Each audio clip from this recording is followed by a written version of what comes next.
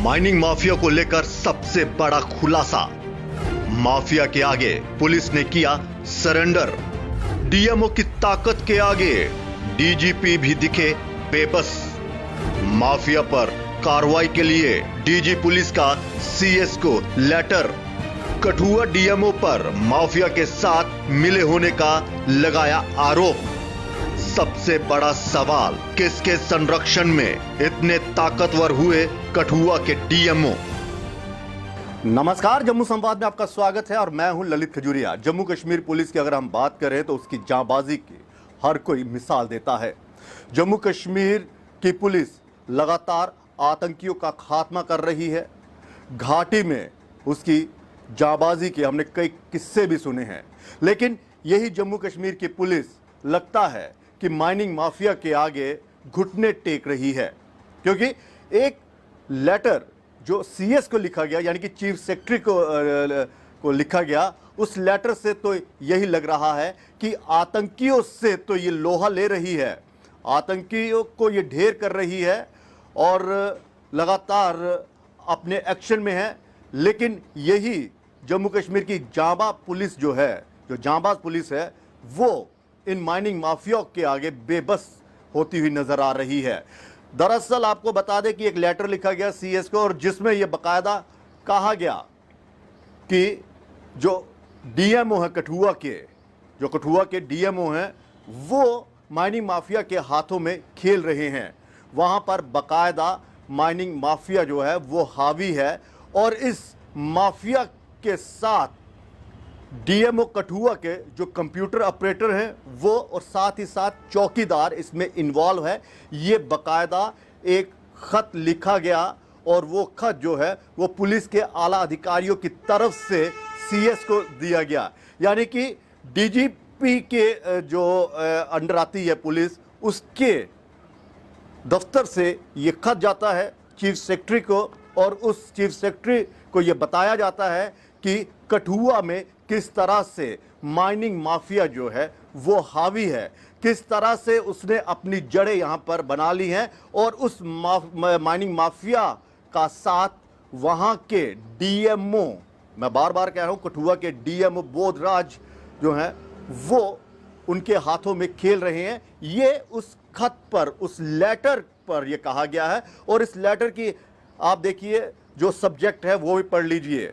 Mafia जो लिखा हुआ है एट कठुआ, माइनिंग माफिया, जिससे साफ झलक रहा है कि जो आरोप, जो सवाल लगातार पब्लिक उठा रही है, जो सवाल लगातार विपक्ष के नेता उठा रहे हैं कि यहां पर माइनिंग माफिया आ गया है और पुलिस जो है वो कोई कार्रवाई नहीं कर रही है, पुलिस की कार्यशैली पर भी सवाल उठते रहे। आज वही पुलिस जो है वो बेबस होती हुई नजर आ रही है। इस खत में बकायदा ये लिखा गया है। आपको बता दें कि दरअसल ये जो खत है वो क्या है। दरअसल जो एसएसपी कठुआ, उन्होंने एक रिपोर्ट अपने आलाधिकारियों को सौंपी, और उस रिपोर्ट में ये कहा कि डीएमओ कठुआ जो डायरेक्टली और इनडायरेक्टली माइनिंग माफिया के हाथों में खेल रहे हैं। डीएमओ का नाम हम बता दें बोधराज है, और बकायदा ये भी कहा गया है, देखिए ये कितने ताकतवर हैं, और जो ताकतवर जो माइनिंग माफिया है उसके हाथों में किस तरह से खेल रहे हैं। एक कंप्यूटर ऑपरेटर जिसका नाम मोंटी है, वो भी इस माइनिंग माफिया के हाथों में खेल रहा है। कुलदीप चौकीदार, इसकी ताकत भी देखिए। यानी कि कुल मिलाकर यह कहा जा सकता है कि वहां की जो टीम है, जो सरकारी टीम है, जो डीएम है, जो सरकारी मुलाजिम है, वो माफिया के हाथों में खेल रहे हैं, माफिया के संरक्षण में पल रहे हैं, और उन्हें और ज़्यादा बढ़ावा दे रहे हैं। इस लेटर में एसएसपी जो कठुआ है उन्होंने ये कहा, मैं आपको बता दूं कि आप कंफ्यूज मत होइएगा, ये लेटर एसएसपी का पुलिस के आला अधिकारियों को लेटर था, और उसी लेटर को चीफ सेक्रेटरी को सौंपा गया है। कुलदीप कुमार जो चौकीदार हैं वो भी इस माइनिंग माफिया के हाथों में खेल रहे हैं। यानी कि कुल मिलाकर ये कहा जाए कि वहाँ की जो टीम है उनका एक नेक्सिस है, एक टीम है जो माफिया के लिए काम कर रही है। बकायदा ये कहा गया है कि रॉयल्टी एजेंट माफिया के साथ डायरेक्ट और इनडायरेक्ट ये इन्वॉल्वमेंट है, और ये लोग जो हैं ये सरकारी मुलाजिम हैं, computer operator Monty, Kuldeep Kumar चौकीदार, ये रॉयल्टी एजेंट का काम कर रहे हैं माफिया के साथ मिलकर।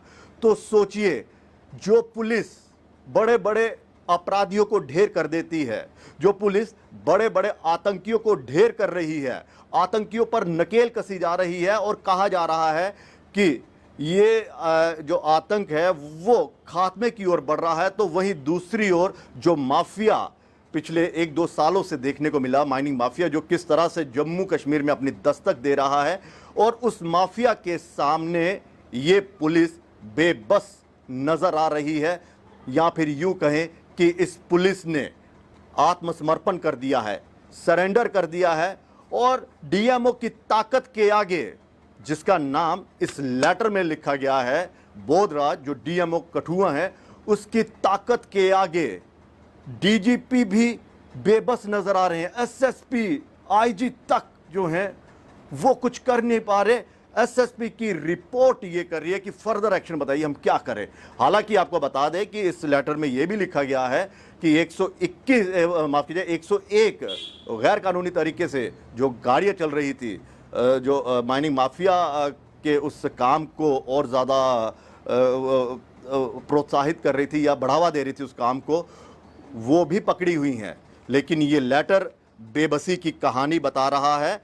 और जो इस लेटर के हेड में लिखा हुआ है, जो ऊपर बाकायदा जो सब्जेक्ट लिखा हुआ है, माइनिंग माफिया इन कठुआ जो भी है, इस लेटर में यह बताया गया है कि एक ठेकेदार है भानु प्रताप, उस पर यह आरोप है कि वो इनके साथ मिला हुआ है। चौकीदार जो है और कंप्यूटर ऑपरेटर जो हैं वो इन माफिया के साथ मिले हुए हैं। हालांकि ये लेटर बड़ा गोलमोल है, इसमें बताया नहीं गया है कि माफिया कौन है, लेकिन भानु प्रताप जो माइनिंग का काम करते हैं, जिनके पास ठेका है, उनका नाम भी इस पर आया है। तो क्या ये पुलिस, ये लेटर ये इशारों में कह रहा है कि भानु प्रताप ही है? क्या वो माफिया, क्या उसके संरक्षण में ही ये सब कुछ पल रहा है? क्योंकि डायरेक्टली इनडायरेक्टली डीएमओ के ताल्लुकात इनके साथ बताए गए हैं, कंप्यूटर ऑपरेटर के भी ताल्लुकात इनके साथ बताए गए हैं, और तो और जो चौकीदार, एक मामूली सा चौकीदार, वो देखिए वो कितना ताकतवर है, उनके ताल्लुकात भी इनके साथ, यानी कि एक नेक्सिस जो है 4 बंदों का बताया गया है। और कहा गया है कि ये लोग जो है, यानी ये ठेकेदार के लिए ये रॉयल्टी एजेंट का काम करते थे। तो पुलिस ने गोलमोल कर ये बताया। लेकिन अगर हेडलाइन पढ़ी जाए और ये लेटर पढ़ा जाए तो सवाल उठा रहा है कि क्या ये ही है वो माइनिंग माफिया? अगर ये हैं तो पुलिस ने इन पर एक्शन क्यों नहीं लिया? या फिर इनके ज़रिए बाहरी माइनिंग माफिया जम्मू कश्मीर में घुसपैठ तो नहीं कर गया कहीं? ये सवाल है। क्योंकि आपको बता दें कि करीब 1.5-2 साल पहले की बात है कि किस तरह से कठुआ में यहाँ के जॉइंट डायरेक्टर, जूलॉजी माइनिंग के जॉइंट डायरेक्टर को बंधक बना लिया गया था जब वो वहाँ पर इल्लीगल क्रशर को वहाँ पर बंद करवाने गए थे। तो पठानकोट के एक जो नेता थे वहाँ के पंजाब के, वो बाकायदा वहाँ पर आता और झड़प होती है और बड़ी मुश्किल से इनको बंधक बना लिया था। और यहाँ की पुलिस ने, कठुआ पुलिस ने बड़ी मुश्किल से उनको बचाया था। तो वहीं से ये सवाल उठने लगे थे कि जब यहाँ की जो माइनिंग जो ठेके पर दे दी गई थी, जो कहा जा रहा है कि 150 से 200 करोड़ के बीच में ये ठेका दे दिया गया है, और उसके बाद ये सवाल उठने लगे थे कि यहाँ पर माइनिंग माफिया की दस्तक जो है वो देखी जा रही है, या यूँ कहें कि माइनिंग माफिया की घुसपैठ यहाँ पर हो गई है। और आज ये जो लेटर सामने आया, हालांकि ये 3 अगस्त का ये लेटर है, लेकिन इस लेटर ने जो सवाल खड़े किए हैं वो बेहद गंभीर सवाल हैं। पुलिस की कार्यशैली पर भी सवाल उठा रहे हैं, क्योंकि पुलिस एक किस्म की इनके आगे बेबस नज़र आ रही है। पुलिस ने बाकायदा चीफ सेक्रेटरी को जो लेटर लिखा है उससे तो यही लग रहा है कि बताइए जनाब, यहाँ पर माफिया आया हुआ है और इस माफिया के हाथ में सरकारी मुलाजिम आ गए हैं। डीएमओ कठुआ, वहाँ का जो चौकीदार है उस ऑफिस का, और कंप्यूटर ऑपरेटर मोंटी का नाम आया है कि ये सब के सब जो हैं वो भानु के साथ मिलकर काम कर रहे हैं। तो क्या भानु प्रताप ही वो माइनिंग माफिया का बंदा है? या फिर उसके जरिए यहां पर माइनिंग माफिया ने दस्तक दी है, क्योंकि गोलमोल लेटर मैं आपको बता रहा हूं। और दूसरा सवाल यह है कि क्या ये वही भानु प्रताप जी तो नहीं है? क्या जी मैं इसलिए लगा रहा हूं कि कल को ये ना कह दें कि जनाब आपने हमारा नाम बड़ा बेअदबी से लिया हुआ है, आपने क्यों ऐसा बोला। तो क्या ये भानु प्रताप जी वही हैं जिन पर आरोप लगा था कुछ महीने पहले कि बाहर से गुंडों को बुलाकर स्थानीय जहां पर जो क्रैशर के मालिक थे उस पर अटैक हुआ, और जो अटैक हुआ उसमें इनका नाम आया था, बाकायदा गिरफ्तारी हुई थी। तो क्या ये वही हैं? और अगर ये वही हैं तो पुलिस ने इन पर क्या कार्रवाई की?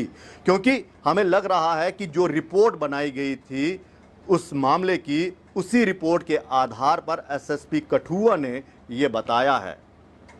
और अब सवाल हम बार बार ये कर रहे हैं कि जो लगातार आरोप लगते आ रहे थे कि बाहर से बाहरी राज्यों से यहाँ पर माइनिंग माफिया ने दस्तक दे दी है और सारे जो यहाँ का जो खनिज जितने भी हैं वो रॉयल्टी कईयों ने वहाँ से बाहर के लोगों ने ठेके यहाँ पे ले लिए। तो ये आरोप थे, ये सवाल भी थे। लेकिन अगर लोकल बंदा इस तरह से इन्वॉल्व है, अगर चिट्ठी के उस सब्जेक्ट पर जाया जाए तो पुलिस तो यही कह रही है कि ये माइनिंग माफिया जो है वो यही है।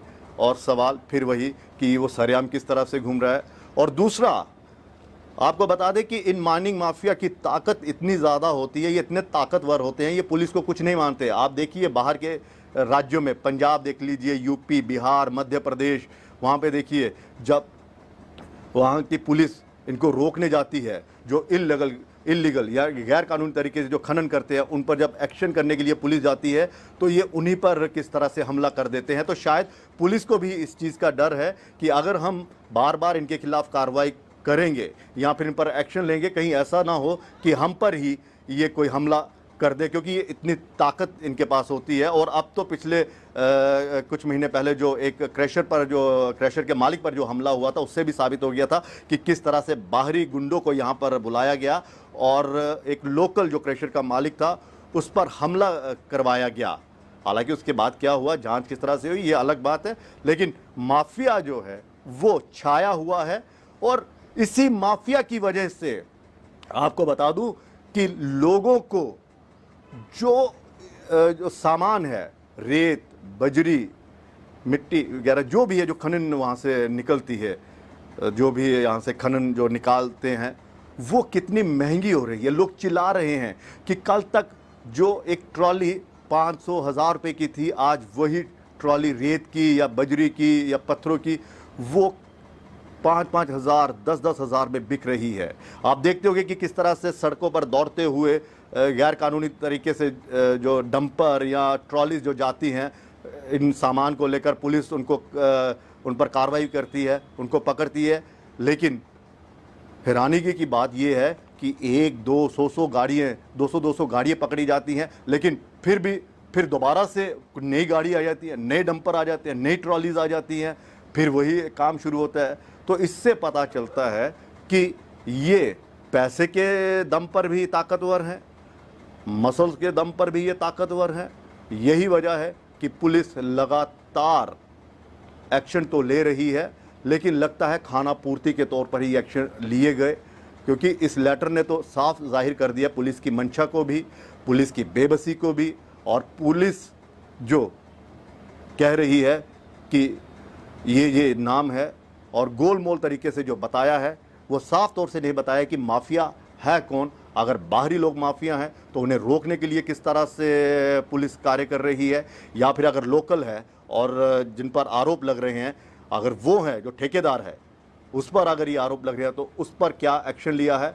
और डीएमओ, सबसे बड़ी बात, डीएमओ बोधराज कठुआ के वो किस तरह से इतने ताकतवर हो गए कि 3 मर्तबा उनका ट्रांसफ़र वहाँ पर हुआ। यहाँ पर एक बार ट्रांसफ़र होता है तो ना जाने कितने सालों के बाद वो अपने उस दोबारा जगह पर आते हैं या नहीं आते पता नहीं चलता, लेकिन 3 बार उनका ट्रांसफ़र जो है वो यहाँ पर हुआ। आखिर सवाल ये उठता है किस मकसद से उनका बार बार यहाँ पर ट्रांसफ़र होता है, ये भी इस लेटर में बताया गया है। और इस लेटर का अगर पूरा हम निचोड़ निकालें तो ये साफ झलक रहा है कि सरकारी मुलाजिम भी इसमें इन्वॉल्व हैं इन माइनिंग माफिया को पालने के लिए, इन माफिया को मजबूत करने के लिए, उनका खौफ दिखाने के लिए। क्योंकि एक एसएसपी की रिपोर्ट में अगर ये आता है तो सोचिए उस डीएमओ पर किस तरह के आरोप लगे हैं, किस तरह से वो इतना ताकतवर हो गया है कि डीजीपी के दफ्तर से ये लेटर जा रहा है सीएस को, चीफ सेक्रेटरी को यहाँ पे ये लेटर जा रहा है और फर्दर एक्शन की जो बात की जा रही है। कुल मिलाकर ये कहा जाए कि क्या इस माफिया के आगे सब के सब बेबस हो गए हैं। क्योंकि कोई भी, मैं आपको बता रहा हूँ, कोई भी पॉलिटिकल पार्टी का नेता खुलकर इनके खिलाफ नहीं बोल रहा है। सिर्फ कैमरे के सामने और एक आधा प्रदर्शन कर दिया और लोगों को कह दिया जी आपको बजरी, पत्थर, रेत जो है या बिल्डिंग का मटेरियल जो है वो लगातार महंगा हो रहा है क्योंकि माफिया ने इस पर कब्जा कर लिया है। अगर कब्जा कर लिया है तो आप लोग क्या कर रहे हैं? आप लोगों की आवाज़ है, कहाँ गए कठुआ के वो नेता, विपक्ष के या भारतीय जनता पार्टी के या दूसरी पार्टियों के नेता जो लोगों के हितों की बात करते हैं? उन पर भी सवाल उठता है कि आपके शहर में इतना कुछ हो रहा है और आप सिर्फ बंद कमरों में बैठे हुए हैं और अपने उन फाइलों को देख रहे हैं या अपना एक भविष्य देख रहे हैं कि अब राजनीति के आगे हमारा क्या, इस राजनीति में हमारा आगे क्या भविष्य होगा। सवाल उन पर भी उठ रहे हैं। सवाल उठना भी लाजमी है क्योंकि ये इनका कानून का जो है, कानून का काम जो है वो पुलिस ने करना है, पुलिस ने कानून के दायरे में काम करना है। लेकिन लोगों की जो आवाज़ उठानी है वो नेताओं ने उठानी है और लगता है कि इन नेताओं को भी इन माफियाओं से बहुत ज़्यादा ख़तरा है। शायद इसीलिए वो यहाँ पर बंद कमरों में भी बैठे हुए हैं। लेकिन अब सवाल हम बार बार एक बार फिर से हम दोहरा रहे हैं कि इस माफिया को कौन संरक्षण दे रहा है? डीएमओ कठुआ जो है बोधराज, वो अगर वो ताकतवर हुए हैं तो किसके संरक्षण में हुए हैं? कौन ऐसा अधिकारी है जो बार बार उन्हें कठुआ में ला रहा है और 3 बार यहाँ पे लाने का मकसद क्या है?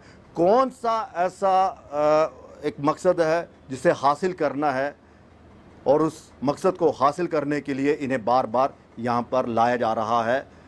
पुलिस और एडमिनिस्ट्रेशन आमने सामने है, अब देखना है ये कि क्या कार्रवाई होती है।